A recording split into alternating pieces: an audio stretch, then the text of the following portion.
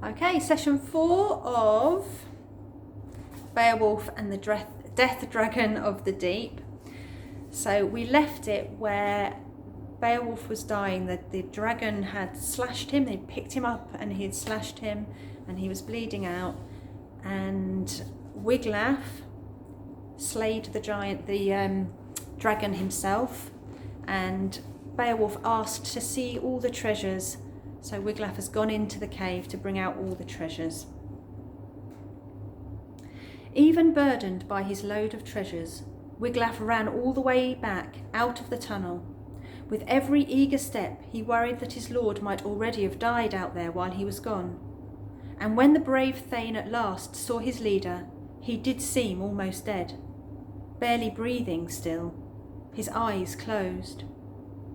Wiglaf sprinkled his face with cooling water, begged him to wake up and live. Deep in his death sleep, the Battle King heard Wiglaf's voice calling him back. He opened his eyes and saw the gold honest. Not sure what that means. He saw the gold honest Wiglaf had brought to show him. He thanked the youngster for all he had done for him. He was thoughtful even in death for this hero.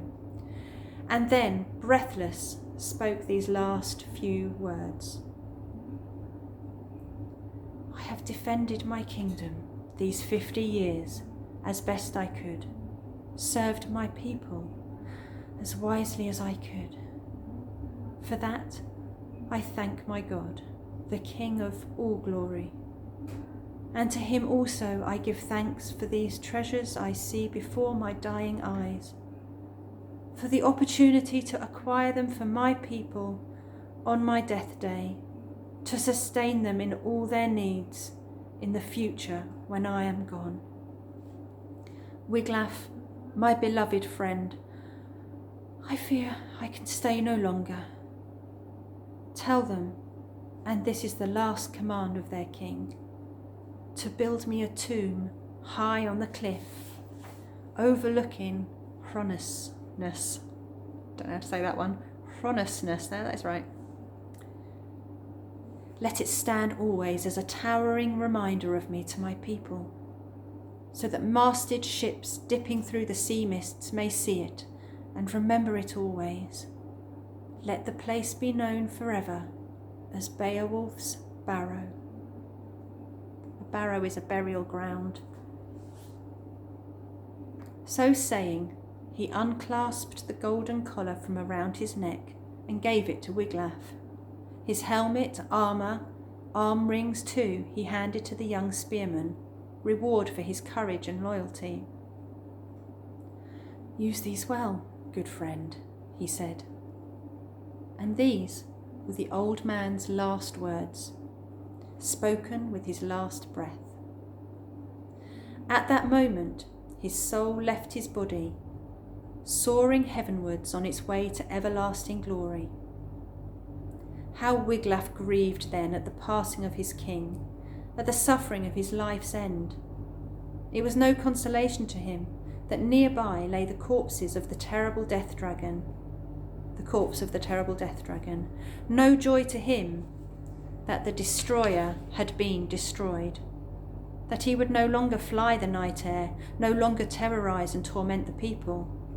It was no matter either that the beautiful treasure hoard of unimaginable wealth was theirs.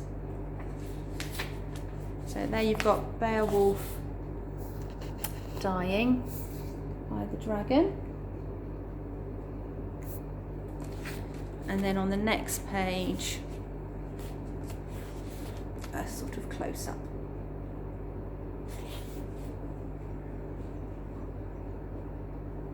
Not long after those 10 traitorous battle shirkers, those cringing cowards who had deserted their leader so shamefully, decided it was safe enough to emerge from the woods. They came now to where the old king lay, and found Wiglaf weary with battle, weeping at his lord's shoulder, still trying to wake him with hot water, still not wanting to believe the hero would not wake from his death sleep, would never speak again. But as stillness gripped the old man's body, he saw and understood there was no life left, nor any hope of life either.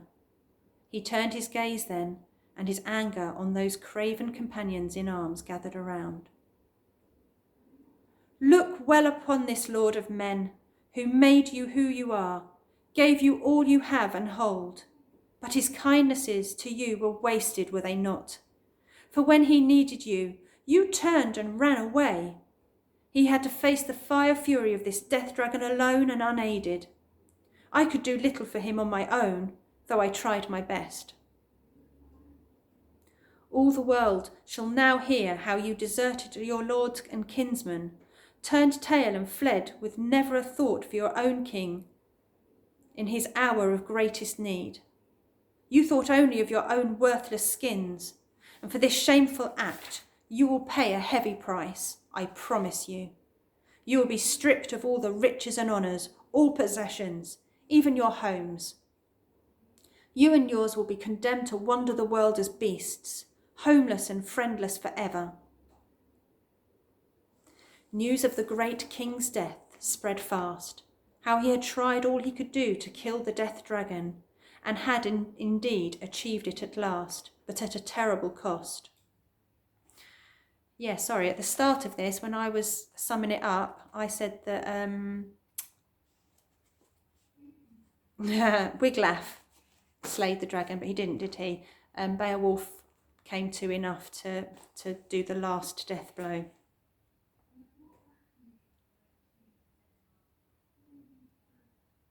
Both lay dead now, on their slaughter bed by the mound.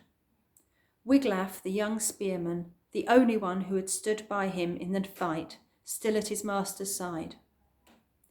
On hearing these hateful tidings, the earls in the royal mead hall, saddened and silent, sat by their shields, fearful now for the safety of their kingdom. For the Lord of the Geats, so long their strong protector, so long their guardian against every enemy, was gone from them forever.